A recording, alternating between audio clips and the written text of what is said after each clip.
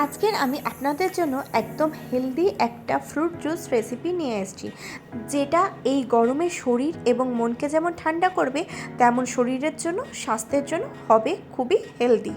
আপনারা বাড়িতে অবশ্যই এই রেসিপিটি একবার ট্রাই করতে পারেন। এই প্রচণ্ড গরমে এটা আপনার শরীর ও মনকে ঠান্ডা করবে, আমি গ্যারান্টি দিয়ে বলতে পারি। বাই দ্য ওয়ে, আমি আপনাদের সকলকে আমার চ্যানেলে স্বাগত। যারা ফল খায় না তাদেরকে এইভাবেও আপনারা ফলটাকে খাওয়াতে পারেন। এই রেসিপিটি তৈরি করার জন্য আমাদের লাগবে পাকা পেঁপে। অনেকেই পাকা পেঁপে খেতে পছন্দ করে না, তাদেরকে আপনারা এইভাবে জুস বানিয়ে দিলে তারা বুঝতেও পারবে না এবং চেয়ে চেয়ে খাবে, আমি গ্যারান্টি দিয়ে বলতে পারি। এর জন্য আমি প্রথমে পাকা পেঁপেটাকে কেটে নিচ্ছি, ঠিক মাঝ বরাবর কেটে নিতে হবে। আপনি যদি আমার চ্যানেলে নতুন হয়ে থাকেন তাহলে আমার চ্যানেলটি সাবস্ক্রাইব করার অনুরোধ রইল, আর পাশে থাকা বেল আইকনটি অবশ্যই প্রেস করে দেবেন, তাহলে আমার ভিডিও সর্বপ্রথম নোটিফিকেশন আপনি পেয়ে যাবেন। দেখুন, পেঁপেটাকে আমি মাঝখান থেকে কেটে নিয়েছি। এবার পেঁপের মধ্যে যে দানাগুলো আছে সেটাকে আমি বাদ দিয়ে দেবো।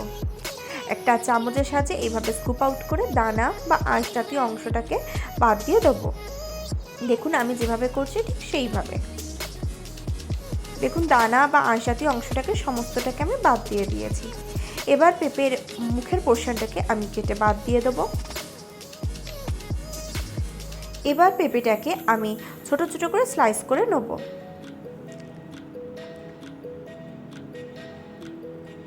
দেখুন, পেঁপেটাকে আমি এইভাবে স্লাইস করে নিচ্ছি, নিয়ে এবার ছোট ছোট টুকরো করে নিচ্ছি।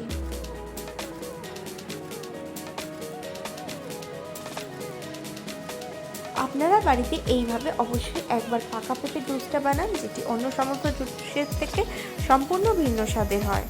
আমরা তো অরেঞ্জ জুস বা অ্যাপেল জুস খেয়েই থাকি, কিন্তু একবার এইভাবে পেঁপের জুসটা বানিয়ে দেখুন, এটা দুর্দান্ত টেস্টি হয়। আর পেঁপে যে শরীরের জন্য কতটা উপকারী তা তো বলার বাহুল্য রাখে না।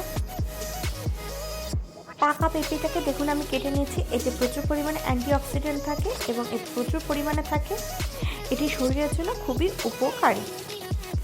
দেখুন, পেঁপেটাকে আমি এইভাবে কেটে কেটে টুকরো করে নিচ্ছি।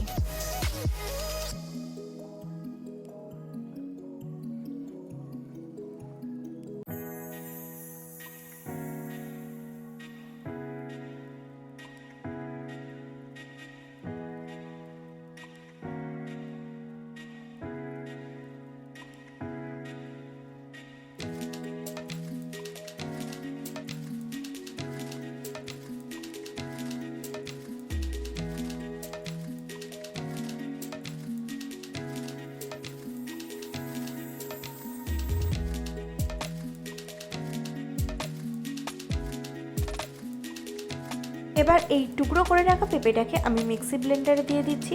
দেখুন, আমি ওই 1 কাপ মতন মিক্সি ব্লেন্ডারে পেঁপে নিয়ে নিয়েছি।